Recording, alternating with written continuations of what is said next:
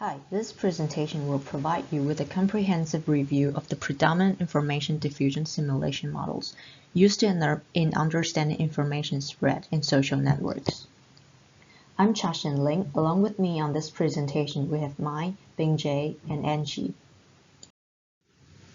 The presentation will cover the intro to the research intention and purpose, how the research was being done, the components of information diffusion in social networks, the overview and discussion of social network information diffusion models, and directions for future research. Using the recent pandemic as an example, information coming from governments, news media, and any random human being can be truthful or meant to mislead people. To make things worse, in a hyper-connected world where information spreads increasingly fast, online social networks play a crucial role in misinformation diffusion. Few seem to check the reliability of news before sharing them with their friends and potentially with millions of others. The cascade effect is beyond imagination. Hence, there's a need to understand the influences of misinformation diffusion in social networks. To do this, we need to first understand how information is disseminated by combining a variety of theories, finding the advantages and disadvantages of the existing models, and establishing a suitable description of the social network information interaction to compare how similarly or differently truthful information versus misinformation is diffused, so as to solve the problems brought by misinformation evolution and propagation in social networks. To research this topic, we applied keywords in search queries at Google Search, Google Scholars, ResearchGate, among others, with keywords primarily being information diffusion and social networks. In addition to organic search, we cross-referenced the citations and references in each research paper investigated, from which we understood the level of credibility a paper holds, as well as how similar or different the viewpoint of one paper from another is. The above approaches also enabled us to compare and contrast the different methodologies employed by the different researchers. Before going into the models, we need to understand the main factors affecting information dissemination in social networks. Social networks in an internet era can represent interactions within a typical population, as the graph shown on this slide, in which individuals are the nodes and the edges connecting individuals interacting with each other indicate the interpersonal links. The edges can be weighted to represent the strength of a particular interaction and can either be directed or undirected. Message access provides platforms for individuals to access the information, which users diffuse to their neighbors. Eventually, all the nodes within the network would receive the piece of information. The information produced by the individuals could become the part of the message stream that would finally impact the user's decision. Users. Social connections play a tremendous role in the creation of user-gathered content and the social influence on the individuals. The choice of information of one user is influenced by the choice of others. Finally, network link. The users who share the similar perspectives of the information would gradually share the similar personal values, which bond the users and in turn form the user networks. Next, Mai will introduce you a widely used model in this area. Thank you, Cha-Shin. Now, SIS model is one of the earliest and most established information diffusion models, which simulate information spread after infectious disease spread. Consider a social network where each member can be of one or two states, susceptible or infectious. Initially, all nodes are susceptible, as members have yet to know the information to be disseminated, and therefore can become infected by learning it. Infectious individuals have received the information and can spread it to others. An infectious person can become susceptible again when they forget the information. A very widely discussed limitation of the SIS model is that it does not account for cases where the population loses interest in the information and the infectious proportion of the network decreases. To resolve the limitations of an SIS model, other researchers have proposed the use of SIR, which is another infectious disease model with an additional state, recovered. A node is recovered or immune from the misinformation spread when it no longer believes in the information, nor is it interested in spreading it. A recovered node cannot further disseminate the information. Now, note that the transition between susceptible, infectious, and recovered is a single direction process, which means an individual has to go through the infectious state to get to the recovered state. This may not always hold up in the real world, however. Variations of the classic infectious models have been developed to make the models more flexible. For example, the SIRC model is a variation of SIR with an additional state called counterattack. A node in the counterattack state not only is immune from the misinformation diffusion, but also spreads an opposing opinion to this information. The fact-checking model, meanwhile, comprises of three states: susceptible, believers, which is similar to infectious, and non-believers, who are individuals that verify the information and then reject it. These variation models, unlike the classic SIS or SIR, include reversible transitions between the states. For example, in SIRC model, an individual can go from susceptible to counterattack and then go to susceptible again. The fact-checking model takes this a few steps further, where the transitions between all three states are reversible. And the transition between believer or non-believer back to susceptible reflects a forgetting process. This flexibility allows the model to resemble more scenarios in reality. While these variations of the original SIR and SIS models add more flexibility, they operate on the same assumptions as the initial epidemic models. Number one, the population is well mixed, where each person has the same proximity to other people. And number two, individuals are homogeneous. That is, the probabilities of transitioning between states are the same for all individuals. Since these assumptions rarely hold true in reality, infectious models such as SIS and SIR and their variations cannot accurately describe information diffusion in social networks. Later on, we will discuss other models and theories that attempt to resolve these limitations. For now, I will leave the floor to Mingjie, who will talk about another interesting theory that models information diffusion after natural phenomena.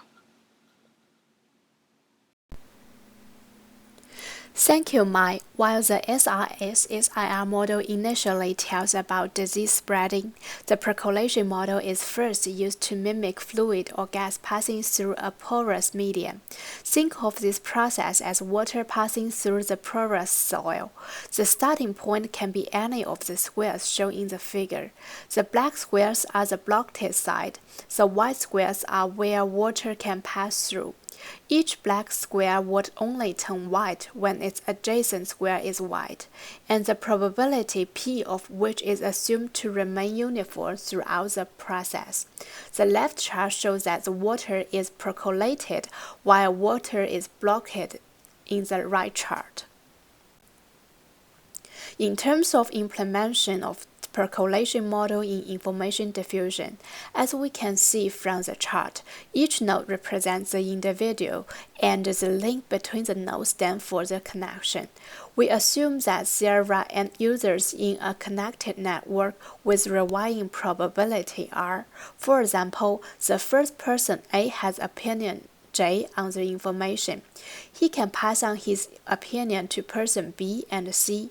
Person B also has his own thoughts, I, about the same piece of the information. Only when the difference between I and J is smaller than P, which is the threshold, the person B will pass the info to the next person. The percolation model enables us to simulate and predict the cascade size and the information diffusion trend in social networks at various threshold levels. The right figure shows a simulation result based on 5,000 replications.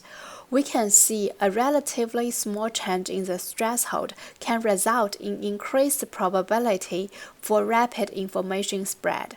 Besides, with information spreading out, there would be a higher level of polarization in social networks.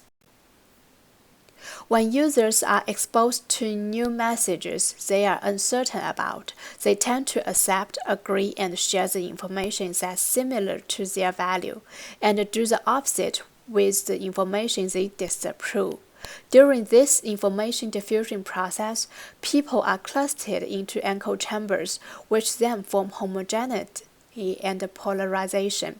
The percolation model excels at simulating the process of people accepting or rejecting a message in the information diffusion process by forming clear clusters shown in the graph. However, there are limitations. First, the model assumes a uniform threshold P, indicating the probability being the same that all individuals will share the idea they agree with. Second, the percolation model adopts a single-direction information spread process.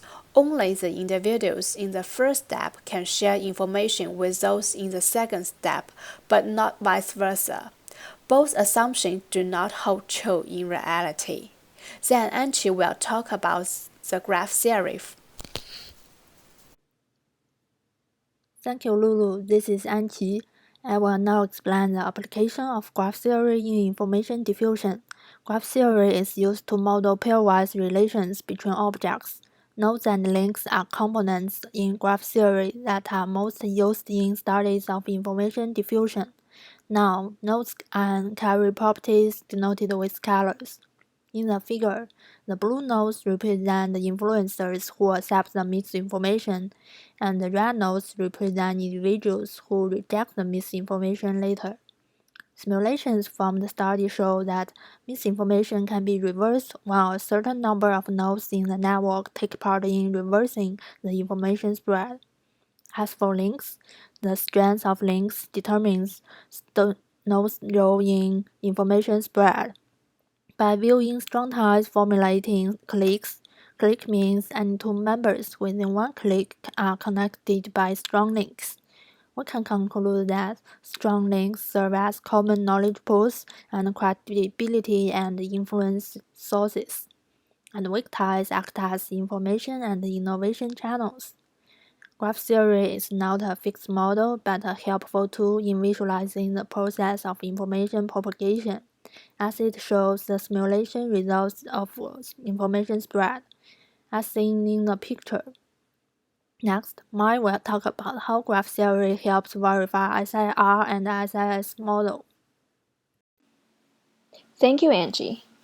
Now, the study of graph theory in relation with classical models such as SIS, SIR, and percolation has shown that the topology of a social network has a significant impact on information spread. This branch of research challenges the assumption of a well-mixed population previously seen in classical models, where each individual has the same proximity to others in the network. In a network where some individuals have more neighboring connections than others, these well-connected individuals become more efficient in the spread of information. This connectedness is quantified as the centrality of nodes, where nodes with high centrality are likely to be more efficient communicators. Research by Dmitry in 2011 also showed that the communication along longer edges would be subjected to a higher degree of distortion.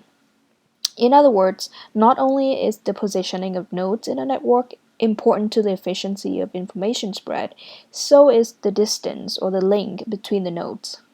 Next, Jiaxin will summarize what we have talked about and talk about the possible directions for future research. This is Jiaxin again. While simulations offer a great possibility to investigate certain causal mechanisms, the results of a computational model are generally not enough to draw definitive conclusions and projections to real-world dynamics because there are gaps between the models and reality. This is due to the very limited access to the real-world data and the simplicity of the model not according with the complexity of reality. The studied methods focus on the individual influence and interaction among a node and its neighbors. However, models based on specific user groups as the target are not sufficient enough to analyze the diffusion influence on the network overall. In terms of future research, information distortion. Messages are prone to some forms of variation and distortion, whether it be unintentional or intentional. When information distortion occurs, it casts a shadow over the intended communication. So there's a need to understand the nature, the elements, and speed of information distortion in social networks in order for social entities to construct distortion-proof messages and information authentication mechanisms with the goal to have decent quality of information spread. Information and misinformation diffusion speed. The velocity of information speed within a social network, depending on the positions of each node and the length of edges between any two nodes, would be worth investigating, as Internet shortens virtual distances while it extends the physical distances among the users. In a nutshell, the jeopardy of misinformation propagation in this particular time triggers us to research information diffusion simulation, which we discussed SIS and SIR models, percolation model, and graph theory, as they are predominantly used to study information diffusion in social networks. The underlying social influence of information diffusion is measured based on the user's behaviors, which are affected by their own beliefs, the information itself, and their relationship with others in their networks, explained in the components section. For this simulation model specifically, we analyzed different characteristics of information diffusion in social networks and presented their theoretical modeling and practical application, as well as their strengths and limitations. Following that, we discussed the limitations of current studies and identified directions of future research. If you have questions for the presentation or the research, please reach out to us. Thank you for your time.